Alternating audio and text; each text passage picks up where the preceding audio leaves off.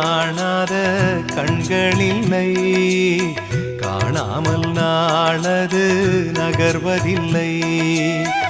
கண்ணன் என்றாலும் கள்வன் என்றாலும் கருணை புரிவான் ஸ்ரீ கிருஷ்ண பகவான்.